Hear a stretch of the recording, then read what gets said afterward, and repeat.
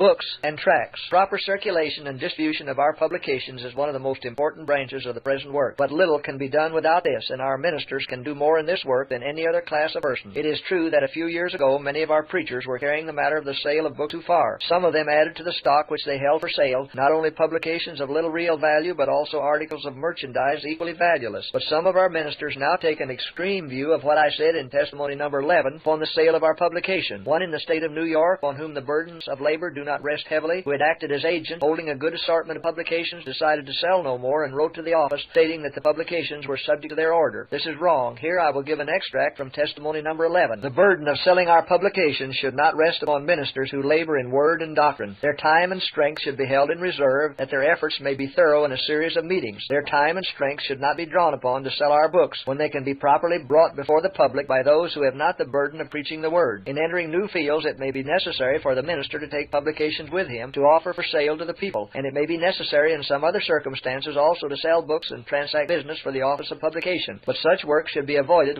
whenever it can be done by others. First portion of this extract is qualified by the last part. To be a little more definite, my views of this matter are, with such ministers as Elders Andrews, Wagoner, White, and Loughborough, who have the oversight of the work and consequently have an extra amount of care, burden, and labor, should not add to their burden by the sale of our publications, especially at tent meetings and at general conferences. The view was given to correct those who at such meetings so far came down from the dignity of their work as to spread out before the crowd merchandise which had no connection with our work. Our ministers who enjoy a comfortable state of health may, with the greatest priority, engage at proper times in the sale of our important publication, especially to the sale and circulation of such works as have recently been urged on the attention of our people. Claim vigorous efforts for them at this time. In 4 weeks in our tour in the counties of Gratiot, Saginaw, and Tuscola, my husband sold and gave to the poor $400 worth. He first set the importance of the books for the people when they were ready to take them as fast as he, with several to help him, could wait upon them. Why do not our brethren send in their pledges on the book and tract fund more liberally? And why do not our ministers take hold of this work in earnest? Our people should see that these works are just what is needed to help those who need help. Here is a chance to invest means according to the blessed plan of liberality. We can sometimes read men nearly as plainly as we read books. There are those among us who put from $100 to $1,000 or more into the Health Institute, who have pledged only from $5 to $25 in the great enterprise of publishing books, pamphlets, and tracts,